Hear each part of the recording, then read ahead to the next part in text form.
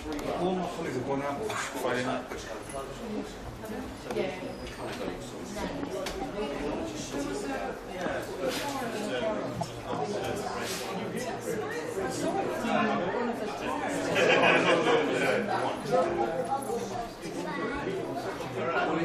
It started off in the arch,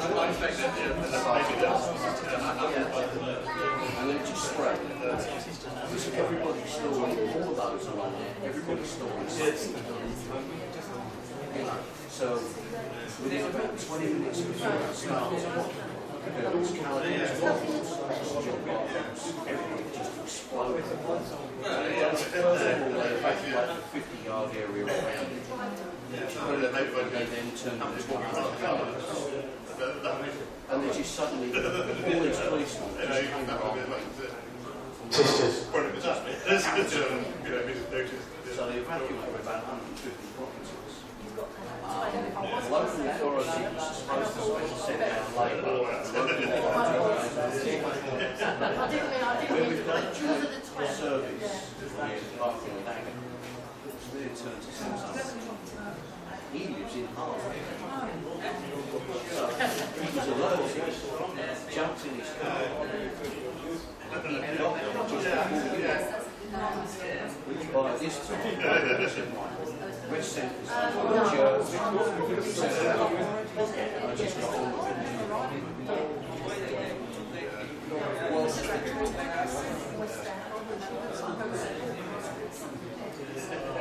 Well, what I found out later on, question as well, he's only worked that far from the and they sent him a month ago 3 days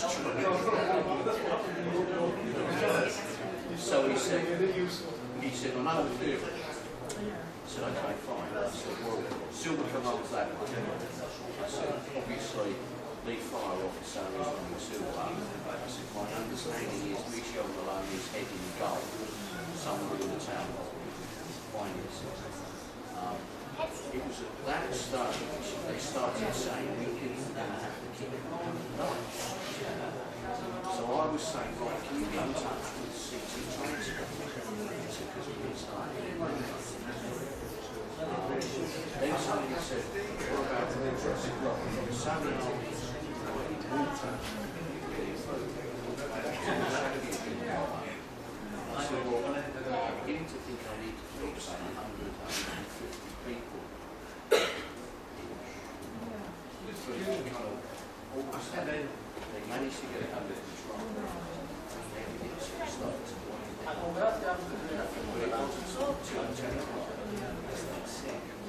Before they made a decision. In case you're lucky. Then they let somebody back. Which got close.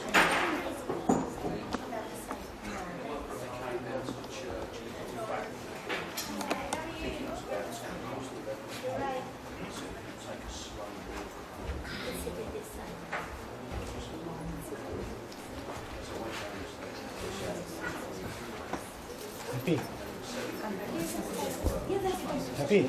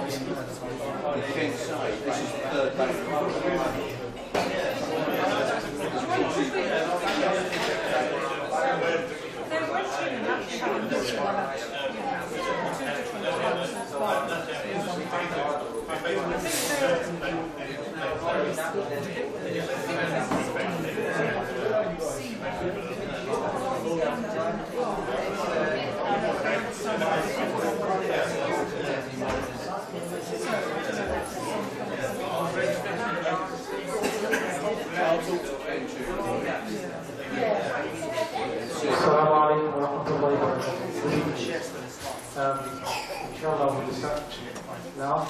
Let me just tell you the procedures. Firstly, we'll ask our Imam to lead the Salah, the prayers.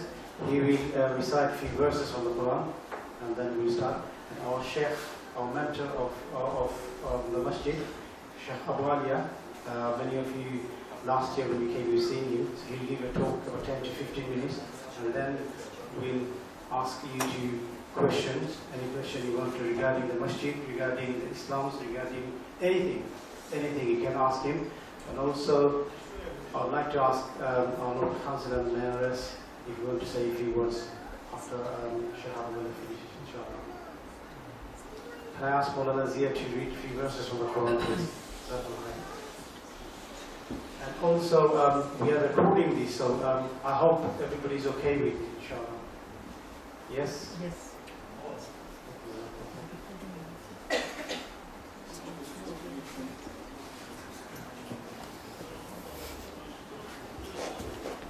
Assalamu alaikum.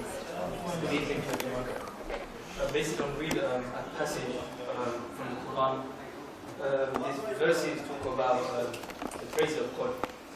It's like basically saying hallelujah in Arabic. أعوذ بالله من الشيطان الرجيم بسم الله الرحمن الرحيم هو الله الذي لا إله إلا هو عالم الغيب والشهادة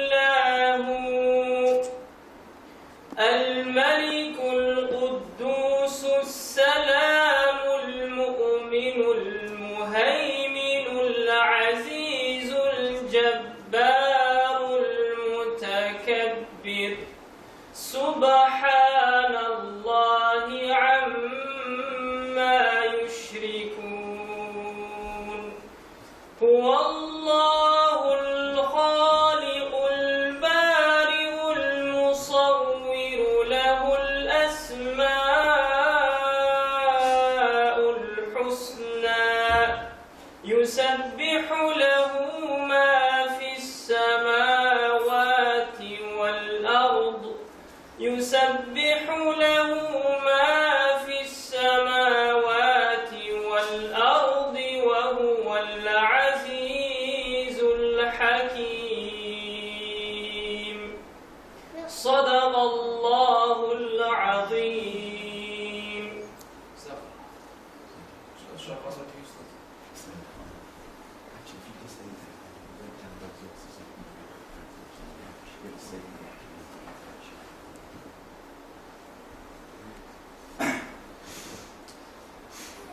Bismillah, alhamdulillah, wassalatu wassalamu ala rasulillah. Welcome one and all to, I think this is the second year we've held this in the mosque, am I right? Third year, alright, okay, so I've had a 1 year memory lapse somewhere. Third year, so welcome to our Muslim and non-Muslim guests, as well as the regular mosque attendees. The kind of idea behind this project is really simply just to get to know one another, to share ideas, also allowing people in the local area to know something about us other than how we're portrayed in the media. Media sometimes gets it right, sometimes doesn't. And so please do feel free to ask whatever questions. Welcome to one and all, and to our distinguished Mayor as well, who will say a few words. I think a good place to start is with our Imam. He recited some passages or verses from the Quran, which were speaking about God's nature. And it spoke about God in terms of what we know as His beautiful names, His Jamali. And it spoke about God in terms of His Jalaliya, His awesome names. And I think it's worth just quickly going through a rough English meaning of what we heard in the Arabic. So I'm going to ask the Imam to kind of remind me what he recited, only because he's memorized the whole of the Quran and I haven't.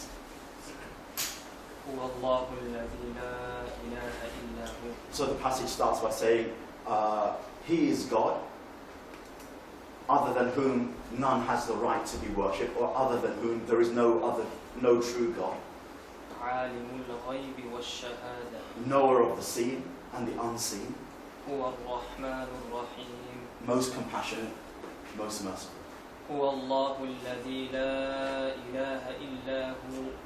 He is God, other than whom there is no God besides Him. The sovereign master, the Holy One. As-salam, peace and the source of peace. The preserver here. And the safeguard. The mighty. The powerful.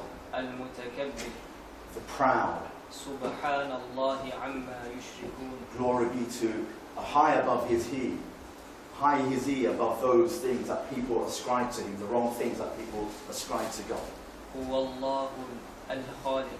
God is He who is the creator, the originator, the giver of form, the fashion. And to God belong the most beautiful names. All that is in the heavens and the earth praises God. And He is Aziz, the mighty, the all-wise.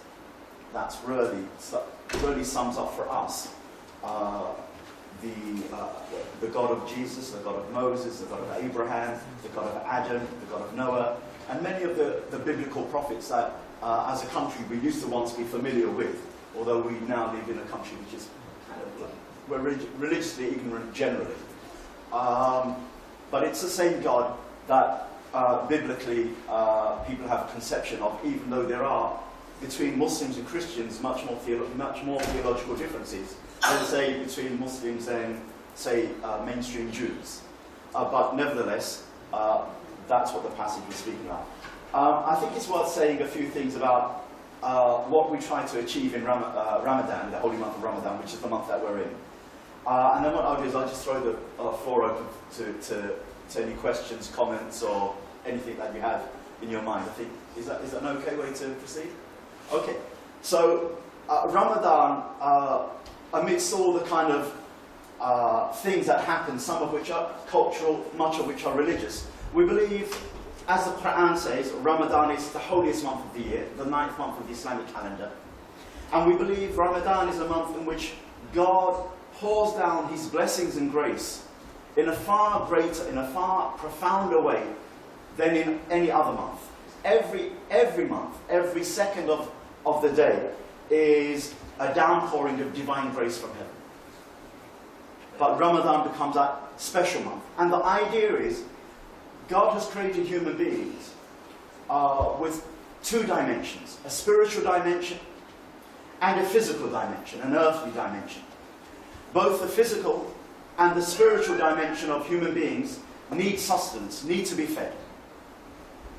Throughout the other 11 months of the year, those of us who will consider ourselves, say, nominal Muslims, as opposed to those who are, who are really committed to their faith, we tend to kind of nominally remember God, mention God, try to get in 5 daily prayers, give charity here and there. But it's kind of like first or second gear.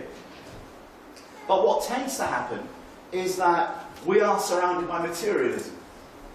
And when materialism and when feeding our physical natures goes unchecked, then the spiritual aspect of human beings diminish. It's an inverse proportional law. The more spiritual we are, the less involved with materialism. And by being less involved, I'm not talking about physically, I'm talking about with the soul or with the heart. That is to say, some people, we believe, who have hardly any wealth or material acquisition, but inside, in their hearts, they are deeply detached from the world and their hearts are deeply attached to God.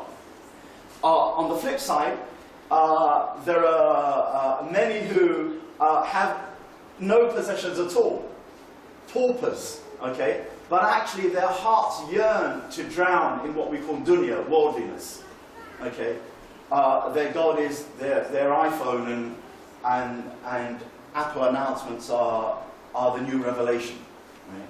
So when we're talking about material detachment, or detachment from the world, it doesn't necessarily mean that one doesn't wear clothes or eat or whatever. It's the heart's detachment. And so God knows, God says, well look, most of you believers find it difficult to detach yourselves in a significant way where you can fill your soul with my remembrance and my awareness significantly, so that you can flower to your full potentials. Because God created man, having created angels and other creatures. And angels worship God 24/7. So if it was just a matter of just singing the glory of God 24/7, then God already created angels. And yet he created man, who has a will to obey, disobey, to move forward or backwards, to face God or turn their backs on God. So there is a wiser purpose, and the purpose is that human beings have hearts that can know God in a way that angels can't. That's what the Quran teaches us. They have a soul that can embrace God in a way that angels can't, no matter how great angelic creatures are. And so God says that this is the month that I want to remind you that you're able to live for something higher than just material needs.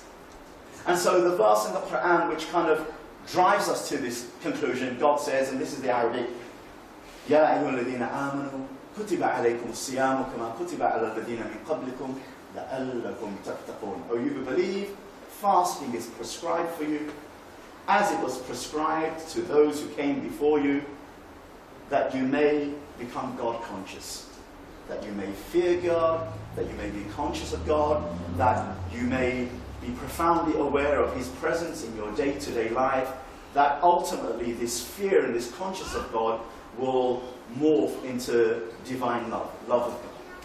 That's the whole point of Ramadan. And the way it does that, it says, you're normally allowed to eat and drink, but in the daylight hours, you can't eat and drink.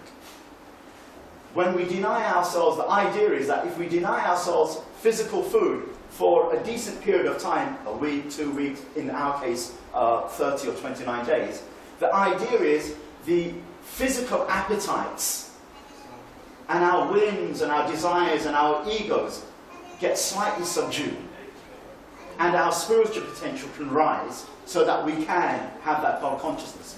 Some of us Muslims, though, we kind of miss that point, and so what we do is, it's more of a cultural thing. Unfortunately, it becomes the norm as years go by. So we'll deny ourselves food, okay, throughout the whole, in this case, it's about 19 hours. But as soon as sun sets, which we call Maghrib, the food, I mean, King Henry VIII would be really jealous, right, of some of the food that we break our fast with. And kind of then that defeats the whole purpose, because actually we've ended up eating more in that like kind of 2-3 hours than we would have done in the normal 18-19 hours. And then it doesn't sharpen our spiritual senses, it actually dulls them even more. And the worst thing is we don't realise. However, leaving alone Muslim misdemeanours and missing the point, there is this greater point, even if it's not noticeable on all of us Muslims, that actually it's a spiritual journey to God. So it's not to deny ourselves, to see, you know, like it's a Krypton factor, how much you can endure. But it is a type of endurance in order for the spiritual potential to rise in human beings. Why? Because hearts were created to love and adore God. That's what we believe. And the world that we're meant to live in and we're meant to utilise, and we're meant to ask God, give us the good in this world as well as the good in the hereafter. The world is meant to be a footnote to this greater purpose, which is to journey to God. This will be familiar to those of you who come from a biblical religious tradition, those who are Sikhs, even those who are Hindus. It may not be so apparent to those who don't come from one of those spiritual religious traditions. And as a whole, Muslims included, in modern Britain, in modern 21st century liberal secular West, the whole idea of the religious spiritual narrative has diminished. And that's the challenges we face. So it's a chance for you to share with us in opening our food. There's nothing religious other than the date. The Prophet Muhammad, peace be upon him, said that he recommended us to open our fast with dates. Fresh ones ideally, if not then dried ones, if not then with a sip of water. Everything else that comes along with it is just cultural, what suits the temperament of people. That being said, I think I'll leave the floor open to any questions or any comments. Anybody want to ask anything? And it doesn't have to be about fasting in Ramadan. It could be about anything, even obvious questions which are mainstream news headlines. One of the reasons is it's your right upon us that we try to clarify to you the best that we can what we're about. Some things we will say you will wholly, I believe, agree with. Some things you will disagree with. Some things you may not have thought about. The dialogue needs to take place from us Muslims to our fellow non-Muslim citizens and the other way around, because there is a narrative and there are people, perhaps more on one side than the other, but definitely on both sides of the fence, who would prefer that cohesion doesn't take place, who would prefer the world to be even more violent than it is today. Whether it be ISIS type of people, or whether it simply be arms dealers. Because if there's no one to buy my arms, I've got to get the job down the local corner shop. So we have a lot of obstacles to overcome. But born and bred in East London, like yourself, Lady Maris. East London is one of those places, E11, E17, E10. It's not the only place, but those are the places I grew up in which there is a lot of community cohesion. And that has to be the way forward at all costs. So I better kind of zip up. Any questions? Even if you want to, can I get Brother Shafi here? Because he's actually the president of the mosque as well. So any kind of mosque-y kind of questions. I actually now don't live in the area. I've kind of renamed, and I won't say what postcode I've moved into, just in case I I upset people. But at heart, I'm an E11, E10, E17 class. I would like to say a few words, if I may. Absolutely, absolutely. Can I, do you want to come up here? Or? Okay, I'm not going to speak for all. All right, no, that's fine. That's fine. Absolutely, please do.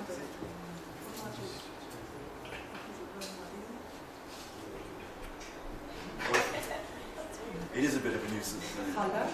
Yeah, absolutely. We can hear you. Thank you. I just wanted to say I was very honoured to be invited here this evening, and I'm very pleased to have heard what we've heard this evening. I'm a person who was brought up with no religion at all. I hope that makes me a bit more open, perhaps, to hearing from all religion. And I do agree with what you have said about cohesion in this community. I think it's wonderful, and I think for Waltham Forest, I'm a councillor in Waltham Forest and in this ward, I think, we have a wonderful community in the sense that we are,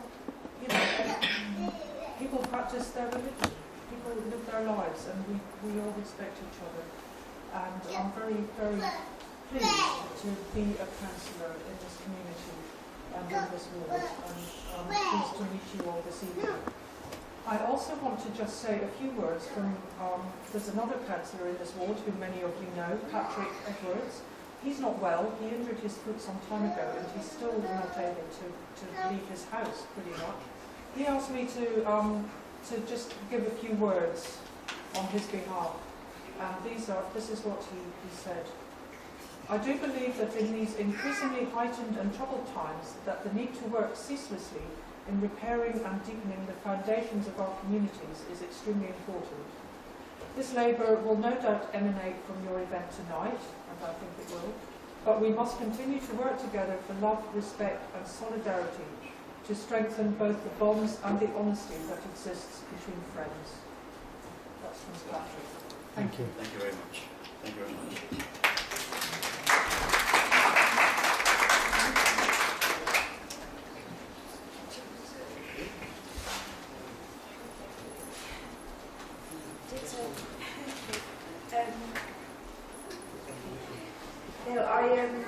I'm absolutely delighted to be here today to support the community Iftar event. This initiative has been organised by Mr. Shafi on behalf of Non Muslim Neighbours, and for me it's just another example of the work that the mosque does in reaching out to the wider community, which I think is absolutely wonderful. It's the third year now. One of the mayoral objectives I have set for myself for the next year is to support the community initiatives, the work being done in the community to promote greater and more effective community cohesion. And I've been a mayor for about 5 weeks now, and often it feels like 5 months, the amount of mayoral events I've been to. But one of the most memorable events so far was on quite a hot June Sunday, where it was part of the interfaith pilgrimage, the walk, the friendship walk. So we went from place of worship to place of worship all day. So it started at 8:15 in the morning, and it ended about 7 o'clock in a temple on the Woods Cross Road. And it was absolutely fantastic. We just learned so much there. We learned about the commonalities that all the different religions actually share, and it was a wonderful experience, and it was aptly named a friendship walk, because that's what it is, it's about making friendships. So I also want to say how it's wonderful to see how many people were involved in the big Iftar event as well. It's a brilliant idea. It's a national initiative which seeks to bring people together to learn more about, to say, the shared and common principles of faith, and also to celebrate community. So last week I actually attended an Iftar event at a local church, which is very cool. It was the first, very cool to see. And it was at that church that I heard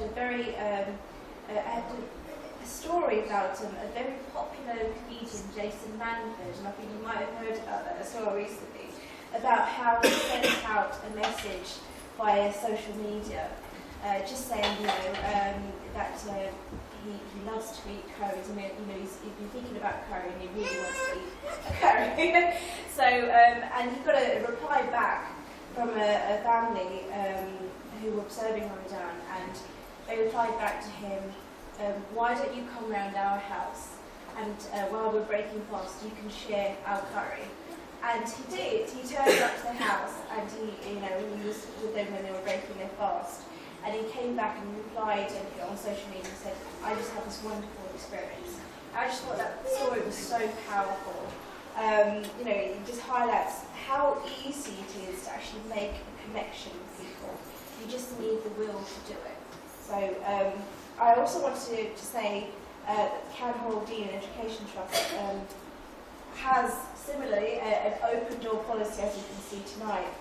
So functions such as these are held from time to time to welcome, as you said before, non-Muslim friends, neighbours and other community members.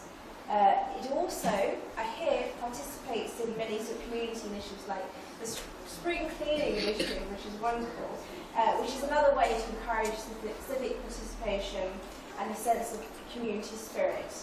So I would like the opportunity to thank you for the work that you do in bringing the community together. By celebrating diversity and encouraging civic participation, we can create a stronger and more cohesive society. So I really thank you for that. I'm grateful for that. Thank you. Thank you very much.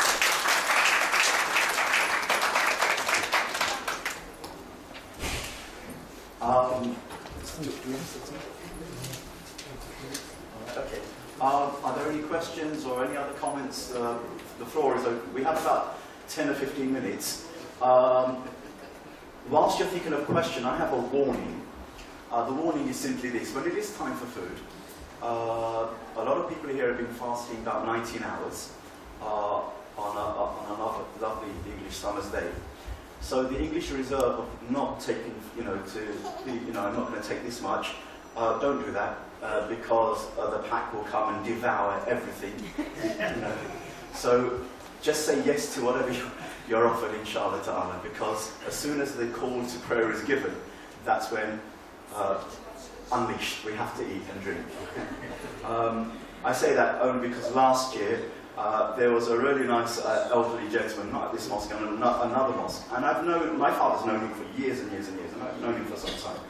And he's always a person who would say, no, you take first, and you take, and then he will always be the last. And he was the last, and there was very little left for him, and we made him some extra food, so try not to get yourself into that predicament. Any questions? Yes. Yes. A question. When the Imam was saying the prayer, well, he wasn't really saying the prayer, he was singing the prayer.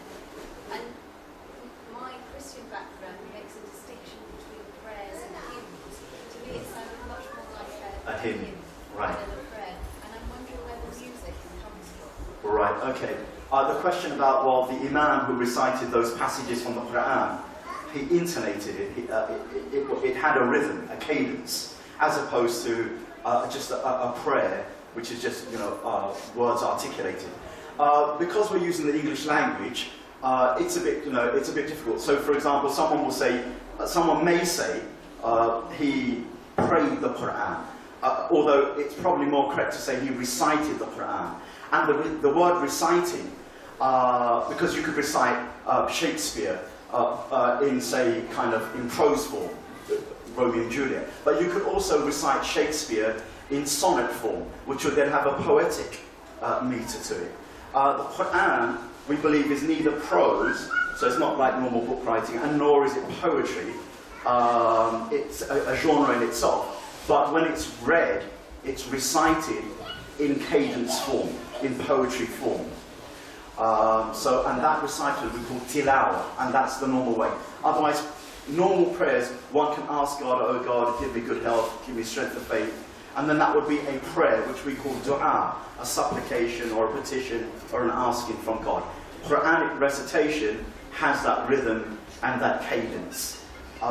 Its link to music is very tentative, other than the fact that no doubt at all, some music will stir the soul, and we believe God's words, when they're recited, even by those who don't know the meanings of what has been recited, it does stir and move souls. So I hope somewhere in there might have been an answer to your question.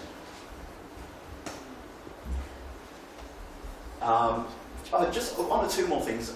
Someone said last year, I don't know if the person is here, last year we had a few people who spoke, and then afterwards there was dead silence, because the norm for traditional or conservative Muslims is that we generally don't clap. We generally don't clap for anything.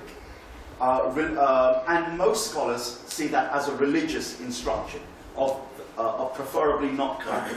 There are other scholars who said that as long as clapping isn't related to worship, it can be done. And then there is another set of scholars who will say clapping or not depends upon your cultural context.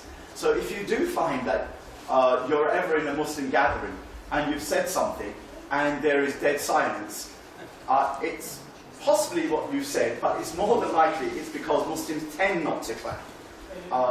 So just bear that in mind. One of the ways of knowing, most Muslims I suspect in the UK would be described as conservative. We are more akin in that sense to, if you went to not liberal or progressive Jewish communities, but if you went to more orthodox Jewish communities and you kind of explored their morals and some of their gender interactions and some of their ways of living, you'll find more akin, more affinity between us and them in those issues. So kind of, as it was said by someone in one of the broadsheets, that the Muslims are the new Jews in more ways than one.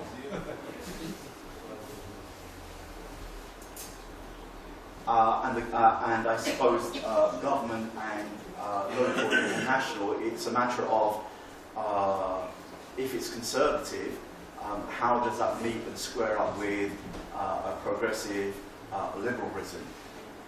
Is it a conveyor belt to anything nasty and unbenign, or is it just harmless conservatism that is linked to certain moral issues that are scripturally based, which once upon a time Christians of a particular era, I'm not thinking of like 5,000, 500 years ago, but even more recent, or Jews of a particular era would very much identify with. I think the narrative is more nuanced, and I think interacting helps to bring out those nuances, I think, more than just sensationalism. Any other questions? I know all you lot are really hungry, okay? I can tell on your faces.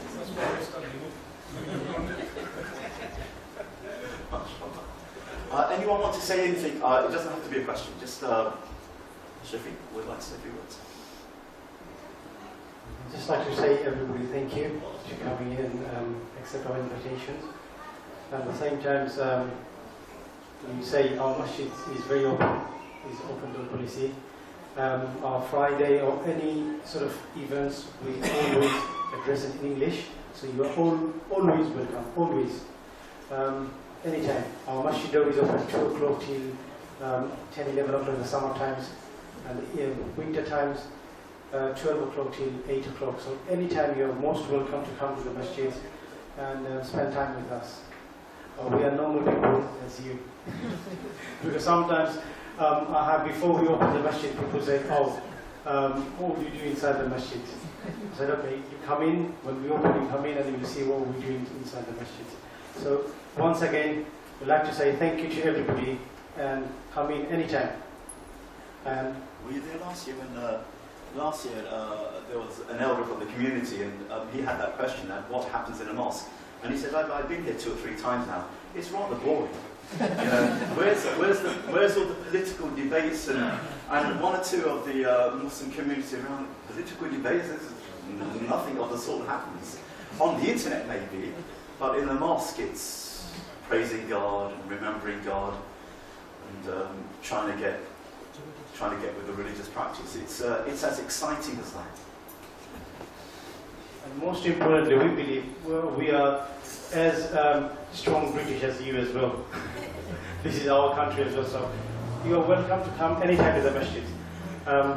Secondly, normally, it's very normal to our cultures and religiously, our sisters, a woman will go upstairs and they will break their fast.